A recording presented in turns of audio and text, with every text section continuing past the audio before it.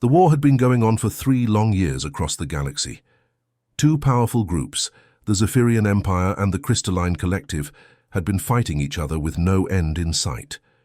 Their massive fleets clashed in space battles that lit up entire star systems. Millions of soldiers had died, and both sides were getting desperate. Admiral Kale sat in his command chair aboard the flagship Stellar Dominance, staring at the latest battle reports. His blue skin had turned pale with worry. The Zephyrians were losing ground fast. Their enemy had newer ships and better weapons.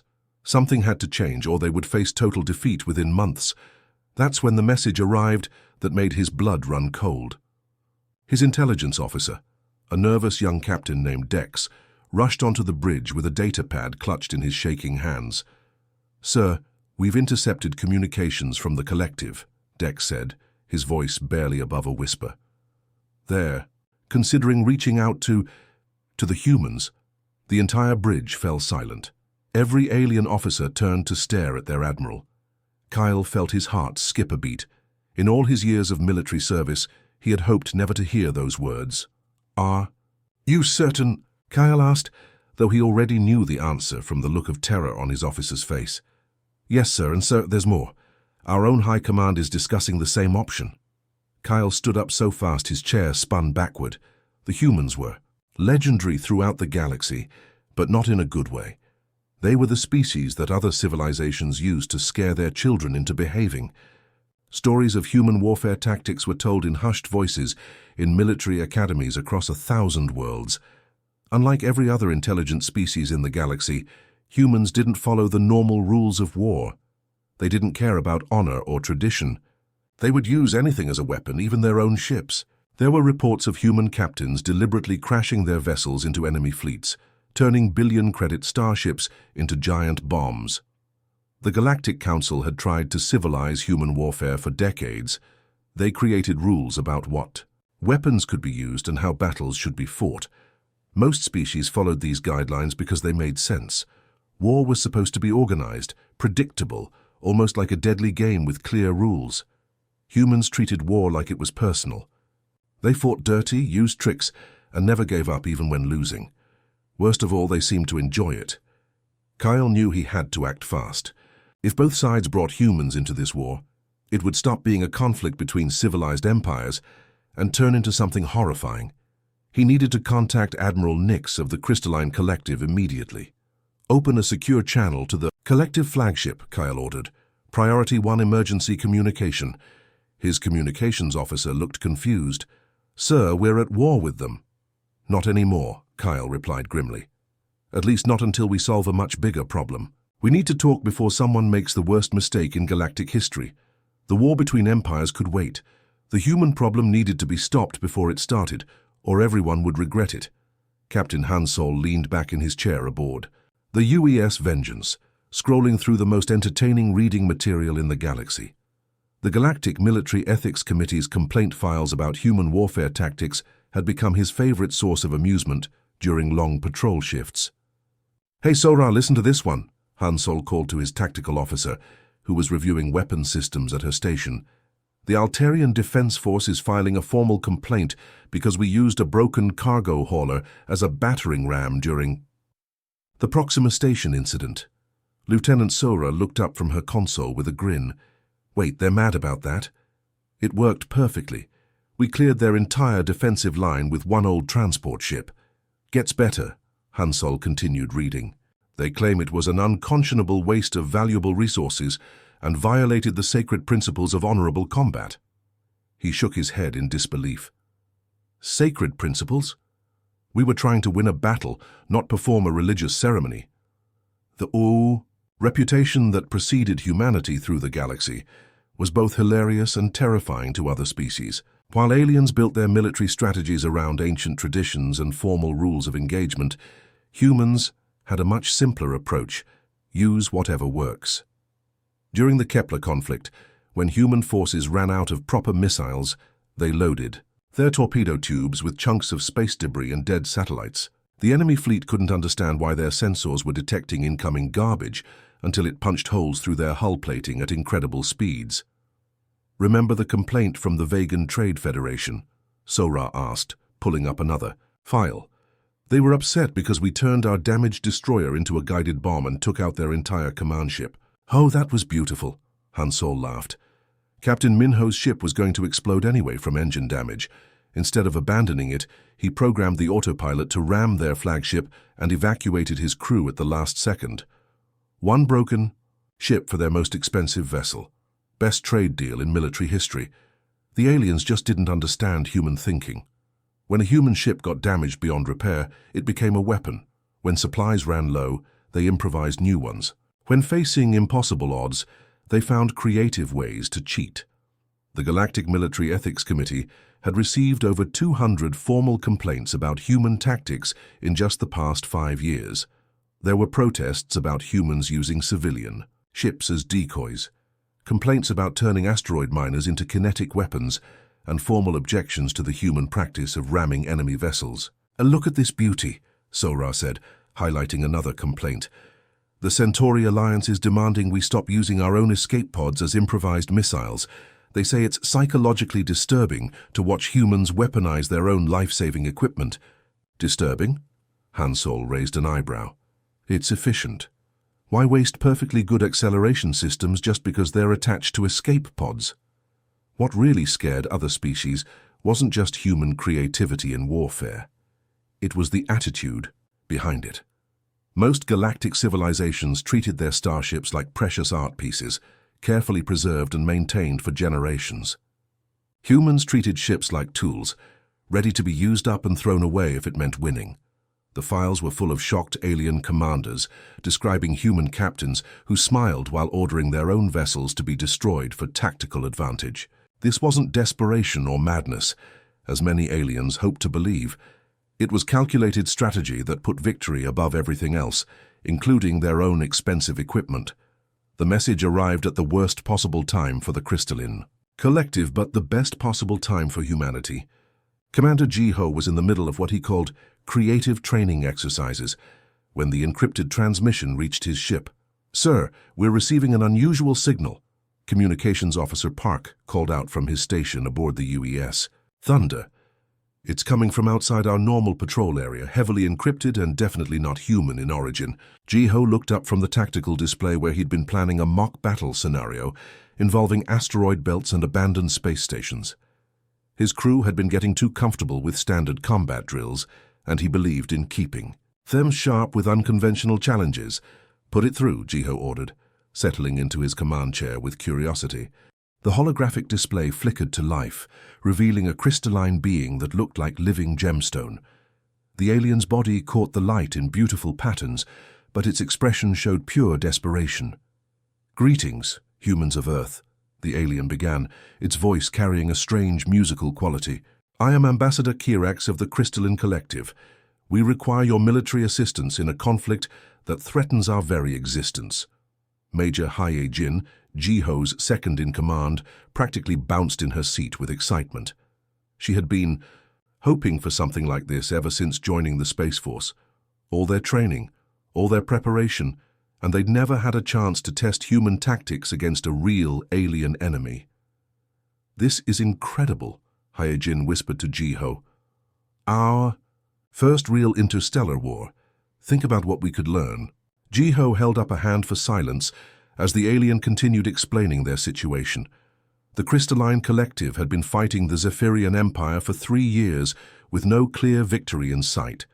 Their traditional military strategies had reached a stalemate, and they needed something different to break the deadlock. "We have studied your species' military history," Ambassador Kirax said, though nervousness was clear in its tone. "Your unique approaches to warfare might provide the advantage we desperately need." What the ambassador didn't mention was the 3-hour emergency session the collective leadership had held before making this call.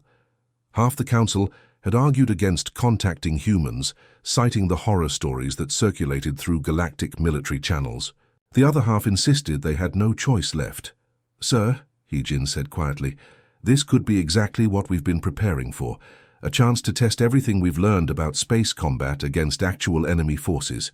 Ji-Ho nodded, his mind already racing with possibilities. The human military had developed countless theoretical strategies for interstellar warfare, but they'd never had an opportunity to try them in real combat. This war could provide invaluable experience.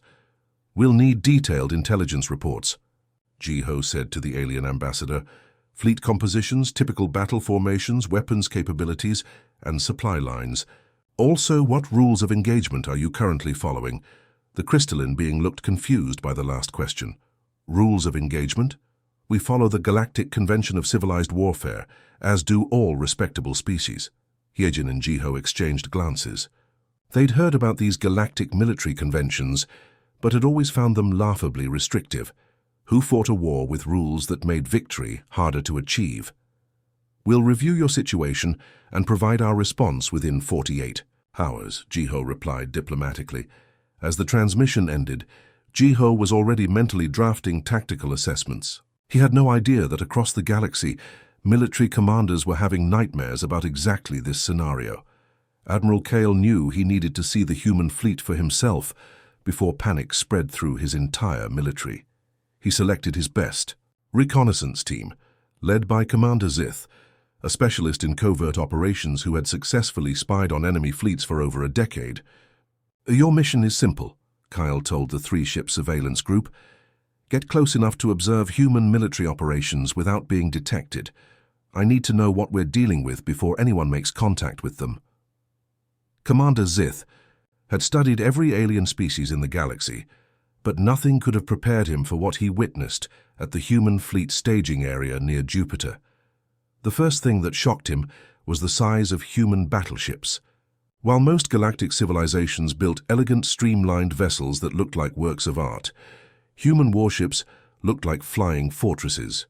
They were massive, blocky, and covered in so much armor plating that Zith wondered how they could even move through space. "Sir," his sensor operator whispered, "I'm detecting weapon systems all over those ships. They have guns pointing in every direction, even places that don't make tactical sense." Zith peered through his ship's advanced telescopes at the human fleet. The vessels bristled with weapons like angry metal porcupines. Most species mounted their primary weapons in forward-facing positions for coordinated attacks. Humans had apparently decided that every angle of their ships should be able to shoot at something. But what really disturbed the reconnaissance team was watching human training exercises. They observed Captain Minho's destroyer squadron practicing what humans called ramming maneuvers. The aliens watched in horror as human ships deliberately crashed into target drones at full speed, testing how much damage they could inflict, while destroying themselves.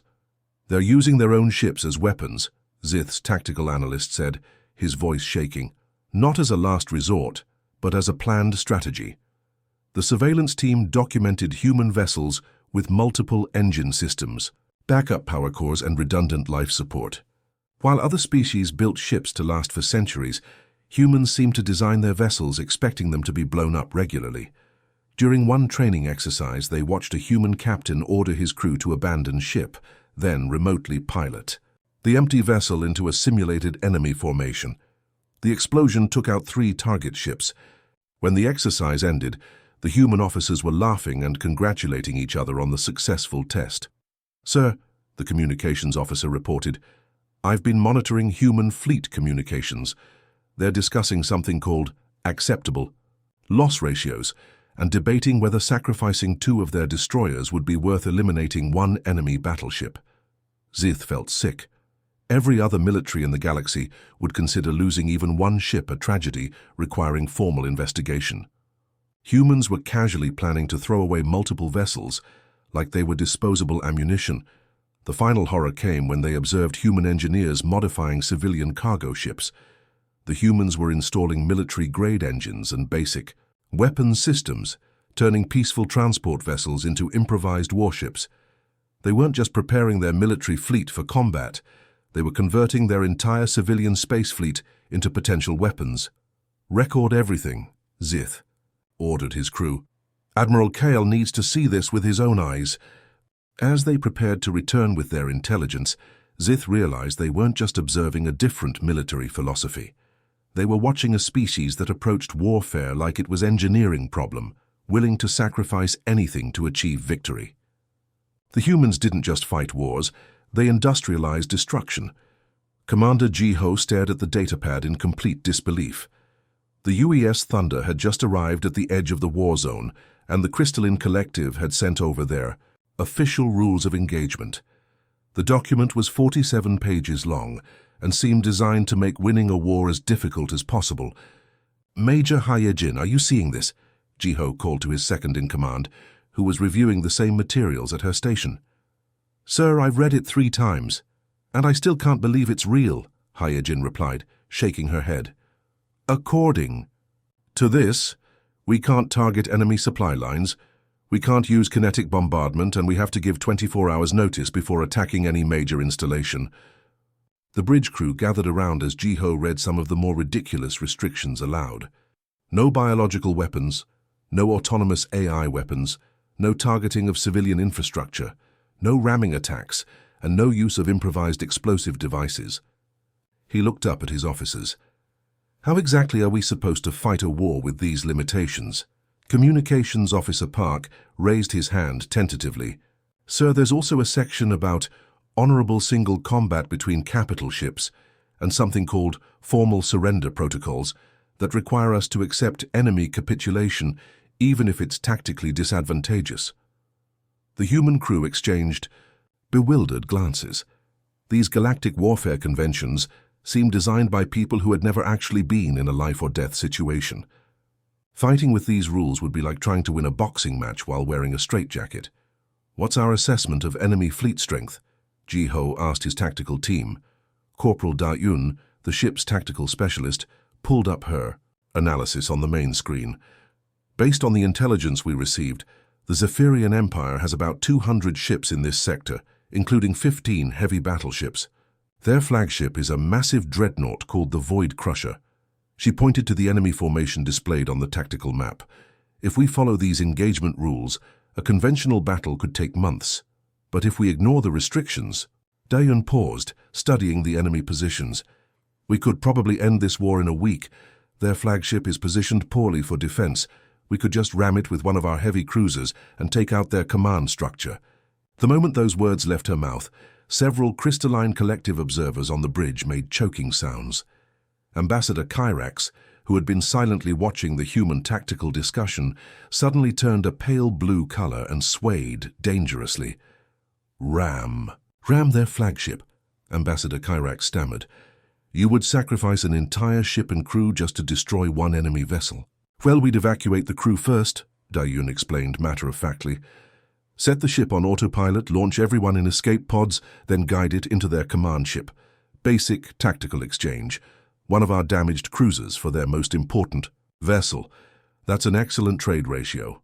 2 junior Crystalline officers actually fainted at this casual discussion of ship sacrifice. The remaining aliens stared at the humans like they were watching dangerous predators plan an attack. "Perhaps," Ambassador Kyrax said weakly, "we should discuss alternative strategies that don't involve destroying your own ships." Commander Ji-ho sighed deeply. Working with allies who were afraid of effective tactics was going to make this war much more complicated than necessary. The humans had come prepared to win quickly and efficiently. Instead, they were discovering that their new allies were more concerned with following ancient traditions than achieving victory. The cultural clash was becoming painfully obvious. Humans viewed warfare as a problem to be solved with whatever tools worked best. Their galactic allies treated it like a formal dance with centuries-old rules that everyone was expected to follow, even when those rules guaranteed longer conflicts and higher casualties. The first battle wasn't supposed to happen. Commander Ji-ho had strict orders to observe and coordinate with the Crystalline Collective before engaging any enemy forces. But when a Zephyrian patrol fleet stumbled across the human squadron near the Kepler asteroid field, diplomacy went out the window. "Sir, 6 Zephyrian ships approaching fast," reported Sensor Officer Lee. "They are demanding our surrender and threatening to open fire if we don't comply immediately." Ji-ho looked at the tactical display showing the enemy formation. 6 sleek alien warships in perfect formation, moving with textbook precision. They looked impressive and dangerous, exactly like the ships he'd studied in galactic military databases. "Captain Jae-sung, are you seeing this?" Jiho called to the captain of the destroyer Lightning Strike, which had taken battle damage during a training accident the day before. "Copy that, Commander," Jae-sung replied from his damaged ship. "My vessel is running on backup power, and we've lost main weapons. Should I pull back to safe distance?" "Negative," Jiho said, an idea forming in his mind. "I want you to maintain current position and act like you're trying to limp away. Make it look good." Lieutenant Commander Yu-jin, aboard the heavy cruiser Iron Hammer, immediately understood the plan. "Sir, are we using Jae-sung's ship as bait?" "Exactly. They'll see a damaged human vessel trying to escape and focus their attack on what looks like easy prey." The Zephyrian patrol commander Thex watched the human formation with growing confidence. One of their ships was clearly damaged and retreating while the others seemed to be falling back in disorder. This would be easier than expected. "All ships, focus fire on the damaged vessel," Thex ordered his fleet. "We'll destroy it quickly and force the others to surrender." The Zephyrian ships moved in perfect coordination, just as their tactical manuals instructed. They formed an attack formation and began concentrating their firepower on Captain Jae-sung's limping destroyer. What they didn't see was Lieutenant Commander Yu-jin positioning her cruiser behind a large asteroid, using the rock formation to hide her ship's heat signature. Two other human vessels were doing the same thing on the opposite side of the battlefield. "Enemy is taking the bait," Jae-sung reported calmly, as energy beams began striking his ship's already damaged hull. "They're clustering together nicely for the counterattack." Commander Thex felt satisfied as the human ship began to show more damage. These humans might have a scary reputation, but they fought just like any other species when faced with superior numbers and firepower. Then everything went wrong for the Zephyrian fleet. "Now!" Jiho ordered. Lieutenant Commander Yu-jin's cruiser emerged from behind the asteroid at full speed, heading directly toward the center of the enemy formation. At the same time, the other two human ships broke cover and accelerated toward the Zephyrian flanks. "Sir, they're on a collision course," Thex's tactical officer screamed. "The large human ship is going to ram us." But ramming wasn't Yu-jin's plan. At the last possible moment, her cruiser fired every weapon it had directly into the clustered enemy formation, then used its momentum to swing around and attack from behind. The Zephyrian ships, still focused on destroying Jae-sung's helpless destroyer, found themselves caught in a crossfire with human vessels attacking from three different directions. Captain Jae-sung, whose ship had been playing dead, suddenly brought his backup weapons online and began firing at point-blank range into the confused enemy formation. "Impossible!" Commander Thex shouted as his perfectly organized fleet fell apart under the chaotic human assault. "They're using their damaged ship as a weapon platform." Within minutes, 4 Zephyrian ships were destroyed, and the remaining 2 were fleeing in panic. The humans had turned what should have been their defeat into a complete victory, and they'd done it by fighting in ways that violated every rule of civilized warfare. The news traveled through the galactic military networks faster than light itself.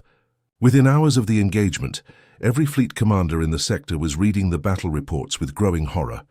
4 Zephyrian ships destroyed, 2 more damaged beyond repair, and 0 human casualties. The numbers didn't make sense according to any known tactical doctrine.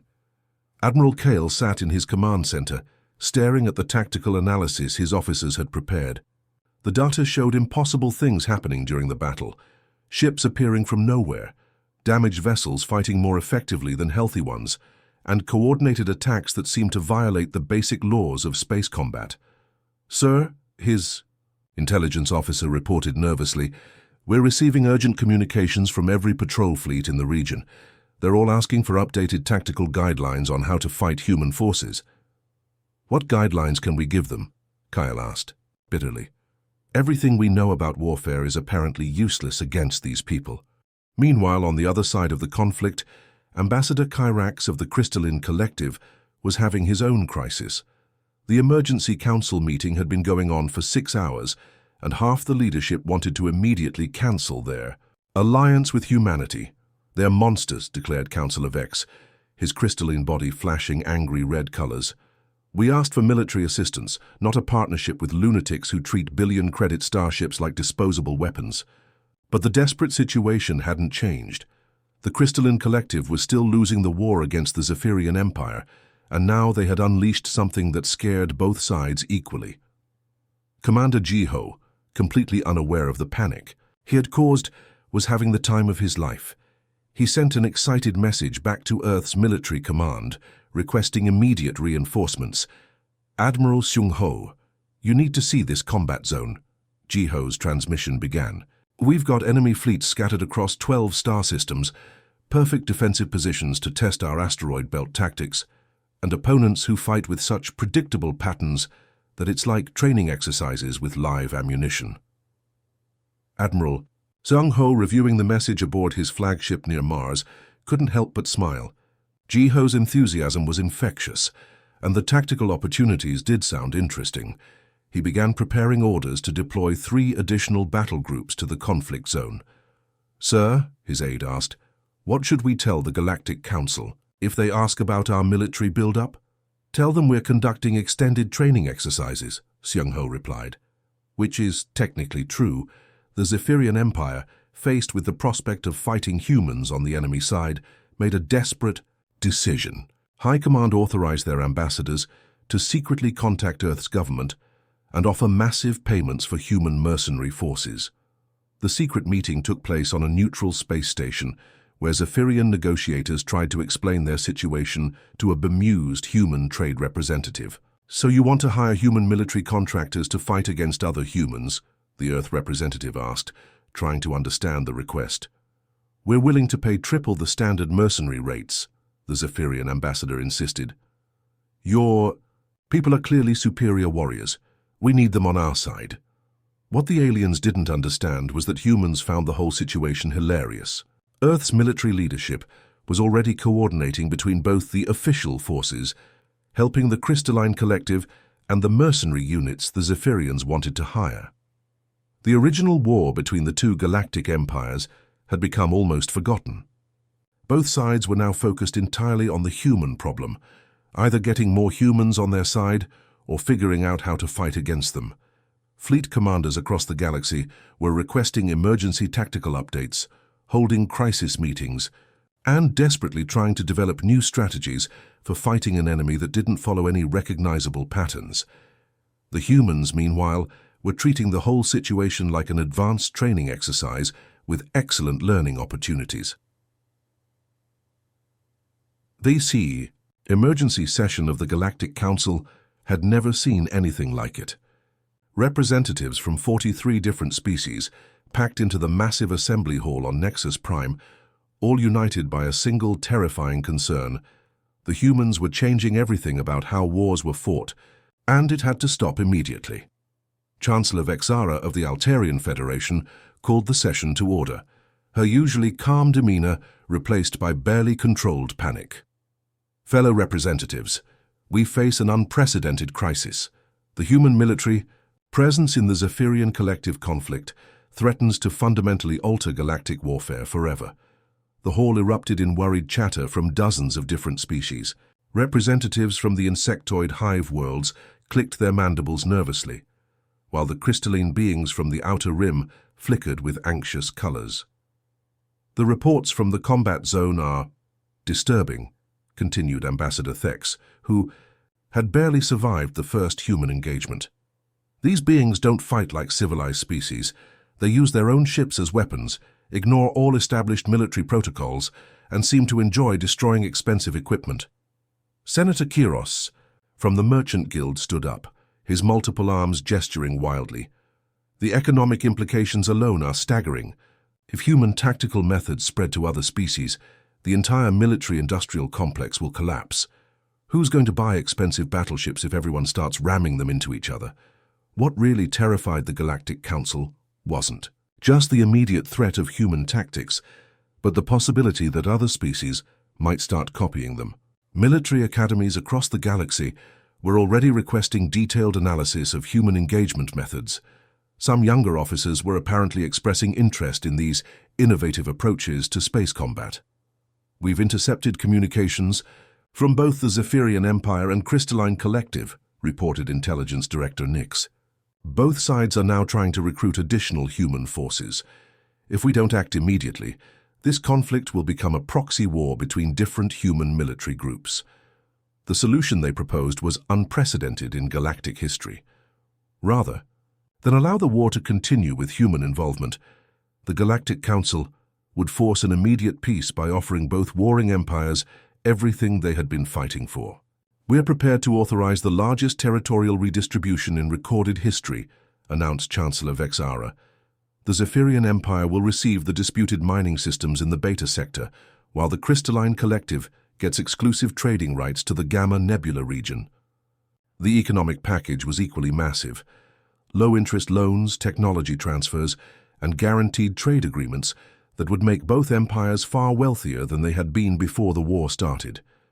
The other galactic species were essentially bribing the warring parties to stop fighting before the humans could demonstrate any more terrifying tactics.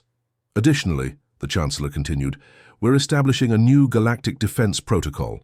Any species that employs human military tactics will face immediate economic sanctions and military intervention from a coalition of allied forces."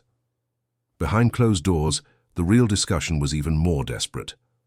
Military commanders from across the galaxy had reviewed the human engagement footage and reached the same terrifying conclusion. If humans were allowed to fight a prolonged war, they would revolutionize space combat in ways that made everyone else's military obsolete. "They fight like they expect to lose their ships," General Corax explained to the private military briefing. "But instead of being weakened by this philosophy, it makes them impossibly dangerous. They're willing to sacrifice resources that we consider irreplaceable." The most disturbing aspect was that human tactics actually worked better than traditional methods. Their unconventional approaches achieved faster victories with lower overall casualties, even though they destroyed more equipment in the process. "We cannot allow these methods to become standard," the Chancellor declared. "The entire foundation of civilized warfare depends on maintaining current military traditions and economic structures.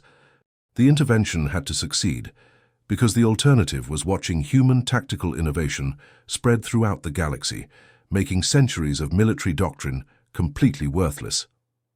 The peace ceremony took place aboard the massive neutral space station Harmony's Rest, a facility designed specifically for diplomatic meetings between hostile species. The main conference hall had been decorated with the flags and symbols of every participating civilization, creating a rainbow of alien cultures united by their shared desire to end the human military involvement. Commander Ji-Ho sat at the human observation table, still confused about why everyone seemed so eager to stop the war just when things were getting tactically interesting. Major Hyejin sat beside him, equally puzzled by the sudden rush toward peace. "I don't understand," Ji-Ho whispered to his second-in-command as they watched the elaborate signing ceremony. "We were just starting to test our deep space combat theories. The enemy was providing excellent target practice, and we were learning so much about multi-fleet coordination." Ambassador Kyrax of the Crystalline Collective approached the podium with visible relief, his crystalline body now glowing with peaceful blue colors instead of the stressed red patterns they'd seen for weeks. "Today marks the end of a devastating conflict," Kyrax announced to the assembled delegates. "Thanks to the generous mediation of the Galactic Council, both empires can now focus on prosperity instead of warfare." Admiral Kale watched from the Zephyrian delegation table, still processing how quickly everything had changed. Just days ago, both sides had been desperate to gain any military advantage. Now they were practically throwing benefits at each other to avoid continuing the fight with human involvement.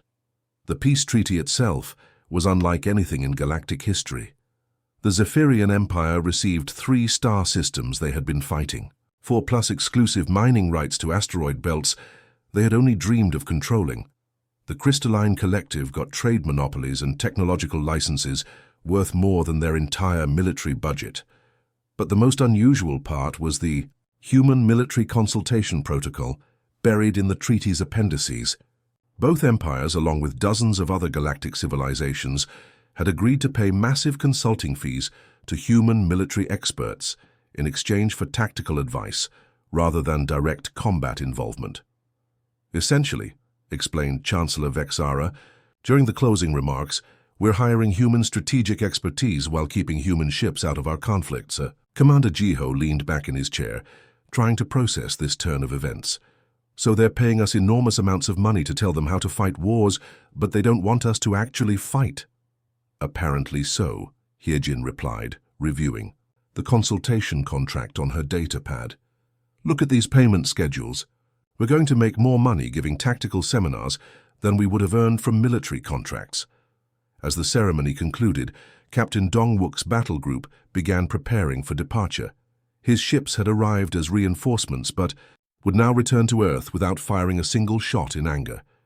The human crews were disappointed about missing the combat experience, but excited about the consulting opportunities. Admiral Kyle watched the human vessels through the station's observation deck as they formed up for their journey home. The ships still looked like flying fortresses, bristling with weapons and armor that made conventional warships seem fragile by comparison. "Sir," his aide asked, "do you think we made the right decision ending the war this way?" Kyle considered the question carefully. Sometimes the most dangerous weapon isn't the one you use, but the one you keep in reserve. The humans showed us tactics that could revolutionize warfare, but they also showed us something more frightening. "What's that, sir?" "They showed us what happens when a species treats war like an engineering problem instead of a formal dance. They fight like they have nothing to lose because, to them, ships and equipment are just tools to be used up in pursuit of victory." As the human fleet disappeared into hyperspace, Kyle reflected that perhaps some weapons were too powerful to actually use. The threat of human tactical innovation had been enough to end a 3-year war in 3 days. Sometimes the most terrifying weapon was an ally who fought like they were trying to destroy their own equipment as efficiently as possible.